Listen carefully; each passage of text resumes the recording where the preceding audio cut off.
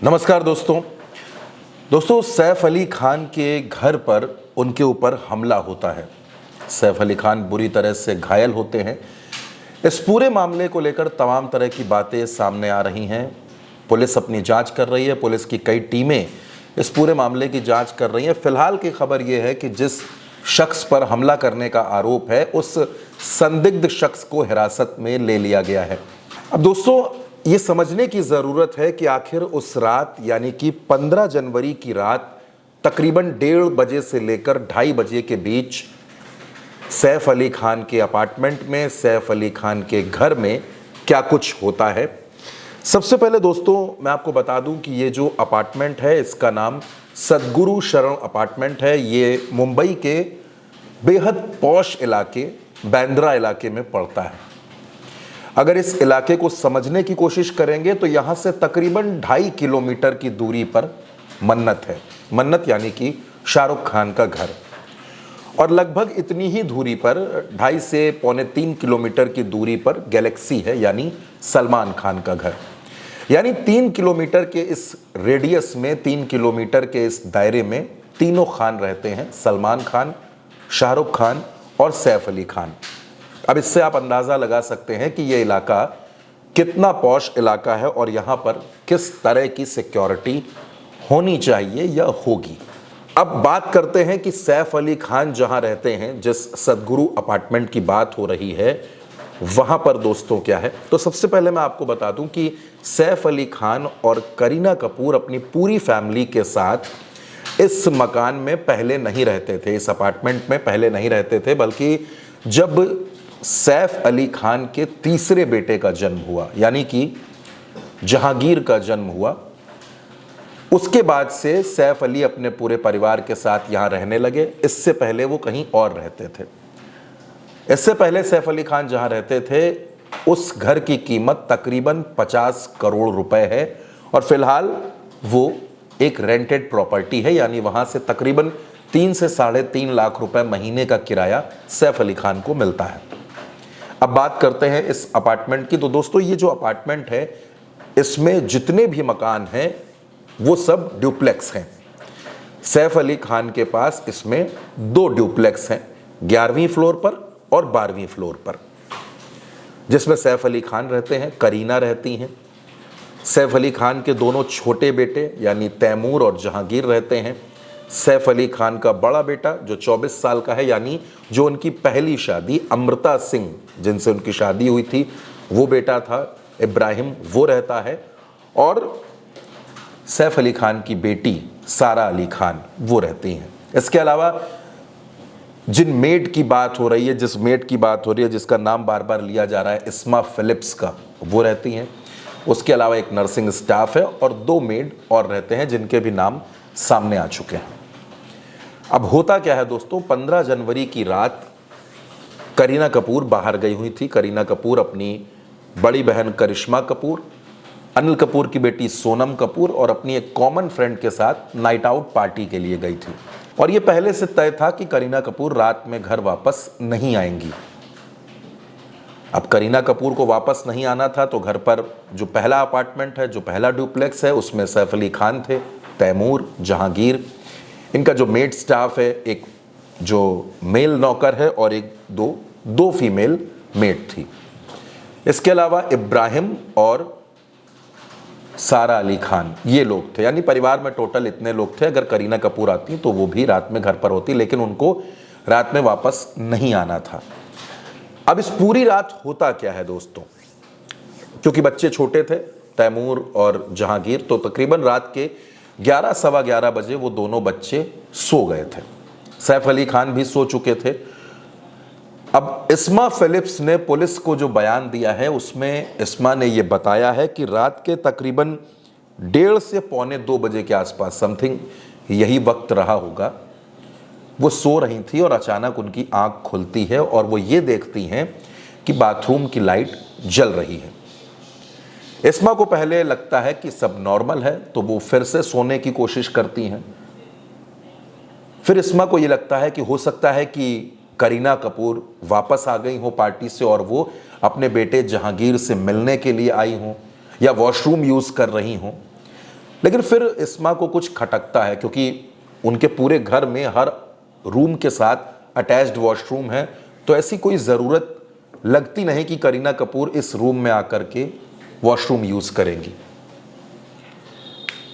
इस्मा वॉशरूम की तरफ आगे बढ़ती हैं तो उनको एक परछाई नज़र आती है, एक किसी शख्स की परछाई नज़र आती है, और जब इस्मा देखती हैं तो तकरीबन 30 से 32 साल का एक लड़का है जो टी शर्ट और पैंट पहने हुए है, जिसकी पीठ पर एक पिट्ठू बैग है और उसके दोनों हाथों में, एक हाथ में कुछ लकड़ी जैसा उनको नज़र आता है और एक हाथ में ब्लेड नज़र आती है।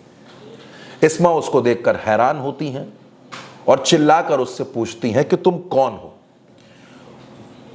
वो जो हमलावर है, जो अजनबी हमलावर है, जैसा कि इस्मा ने पुलिस को बयान दिया, वो अपनी उंगलियों के इशारे से इस्मा को चुप रहने के लिए कहता है और 1 करोड़ रुपए की मांग करता है। जब वो 1 करोड़ की मांग करता है तो इस्मा चिल्ला पड़ती हैं, चीखती हैं, और इतने में वो जो अजनबी हमलावर है, जैसा कि इस्मा बता रही हैं, कि वो एक वार करता है। वो जो ब्लेड है वो इस्मा की कलाई और उंगलियों पर लगती है, खून बहने लगता है। जब इस्मा को चोट लगती है तो वो चिल्लाती हैं और उनके चिल्लाने की आवाज़ सुनकर सैफ अली खान भी जागते हैं और वो भागे भागे इस कमरे की तरफ आते हैं। जब सैफ अली खान यहाँ भाग कर आते हैं तो अब वो जो हमलावर है वो इस्मा को छोड़कर सैफ अली खान पर अटैक कर देता है। और दोस्तों तकरीबन 6 वार उसने सैफ अली खान पर किए, जिसमें गर्दन पर वार है, कंधे पर वार है, इसके अलावा कमर के निचले हिस्से में वार है और बैकबोन पर वार है। सैफ अली खान पूरी तरह से लहूलुहान हो जाते हैं और इतने में जो बाकी मेड हैं घर के, जो वो भी साथ में रहते हैं, उनकी भी आँख खुलती है, वो भी भागे भागे नीचे आते हैं। सैफ अली खान पूरी तरह से लहूलुहान है और इतने में ही वो हमलावर घबरा जाता है और उसको लगता है कि ज़्यादा लोग जाग चुके हैं और वो वहाँ से भाग जाता है। जब वो भागता है तो इन जो तमाम ये जो मेट्स हैं, इनको कुछ समझ में नहीं आता है कि क्या किया जाए, तो ये इब्राहिम को कॉल करते हैं। इब्राहिम यानी सैफ अली खान के बेटे, उनको कॉल करते हैं। अब इब्राहिम दौड़े दौड़े ऊपर की तरफ आते हैं और सैफ अली खान को इस हालत में देखकर वो भी घबरा जाते हैं। अब सैफ अली खान के घर में दोस्तों जो एक और बात सामने आई वो ये कि सैफ अली खान के घर में उस वक्त, रात के उस वक्त, करीना कपूर खान भी आ चुकी थी और करीना घर में थी। अब सवाल यह है कि अगर करीना कपूर आ चुकी थी तो इस पूरे हमले के दरमियान वो इस मौके पर क्यों नहीं थी, कहाँ थी। एक और बात जो सामने आई वो ये कि सैफ अली खान के घर में उस रात जितनी गाड़ियां थीं वो सब इलेक्ट्रिक व्हीकल थीं। ड्राइवर को छुट्टी दे दी गई थी क्योंकि कोई काम नहीं था और इब्राहिम को कार चलाना नहीं आता, इब्राहिम को ड्राइविंग नहीं आती थी। एक और बात जो खास है इस पूरे अपार्टमेंट में वो ये कि यहाँ पर कोई कॉमन लिफ्ट नहीं है। सबके अपने अपने अपार्टमेंट हैं, अपने अपने ड्यूप्लेक्स हैं, तो सबकी प्राइवेट लिफ्ट है जो घरों के अंदर से ही नीचे जाती है। उसी लिफ्ट से सैफ अली खान को लेकर इब्राहिम और उनके तमाम मेट्स नीचे आते हैं। आपने वो वीडियो भी देखा है जब नीचे आपको करीना कपूर टहलते हुए नजर आ रही हैं, खड़ी हैं, और एक ऑटो भी दिख रहा है। सैफ अली खान के इस घर से लीलावती अपार्टमेंट की दूरी तकरीबन 2 किलोमीटर है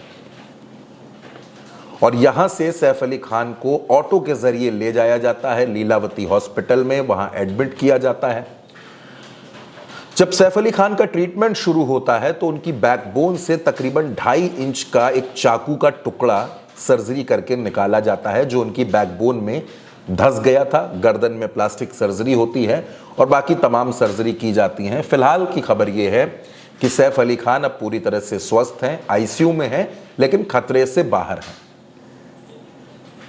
अब पुलिस जो इसमें जांच कर रही है दोस्तों, इसमें कई तरह की बातें भी सामने आ रही हैं। क्या बातें सामने आ रही हैं दोस्तों?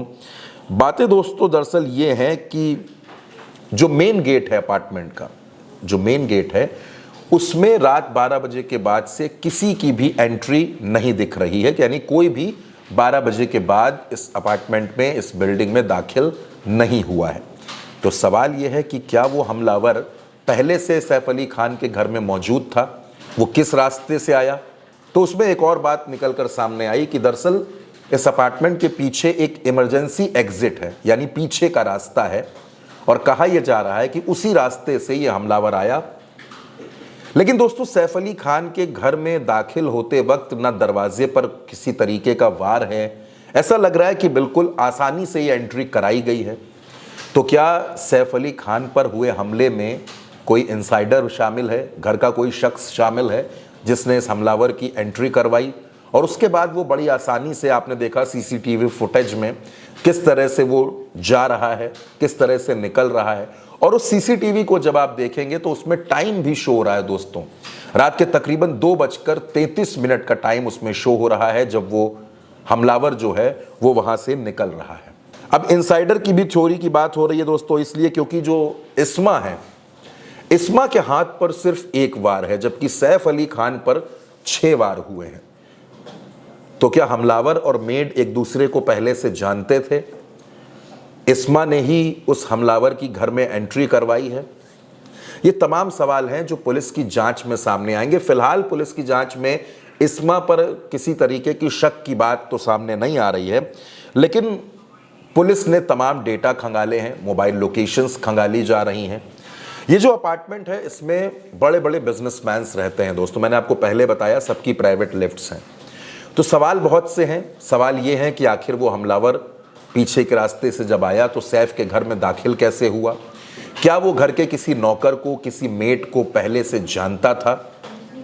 करीना कपूर का रातों रात अचानक वापस आना और उसके बाद जिस तरीके की घटना हुई, मेड को लेकर जो सवाल हैं, और सिर्फ एक मेड नहीं, जो बाकी भी स्टाफ है उसको लेकर भी सवाल है, और घर में किसी ड्राइवर का ना होना, क्योंकि सैफ अली खान के पास कई गाड़ियां हैं, कई अच्छी गाड़ियों का कलेक्शन है। ऐसे में तमाम सवाल घूम रहे हैं। अभी ये पूरा मामला उलझा हुआ है, लेकिन जो हमले की पूरी कहानी है दोस्तों वो ये है कि सैफ अली खान पर रात के समय जिस वक्त हमला हुआ, उस वक्त हमलावर की जो एंट्री है, जो मेट से उसका आमना सामना है, ये सब अब पुलिस की जांच के बाद ही खुल सकेंगे कि आखिर इस पूरे हमले का सच क्या है। और सवाल ये भी है कि क्या बॉलीवुड के स्टार्स अब मुंबई में सुरक्षित नहीं हैं? दोस्तों, ये हमले की पूरी कहानी थी। आपको इस हमले की पूरी कहानी से जुड़े जो तमाम पहलू हैं वो कैसे लगे? आप इस पर जो भी कहना चाहें, आप अपनी राय हमें कमेंट बॉक्स में ज़रूर बताइएगा।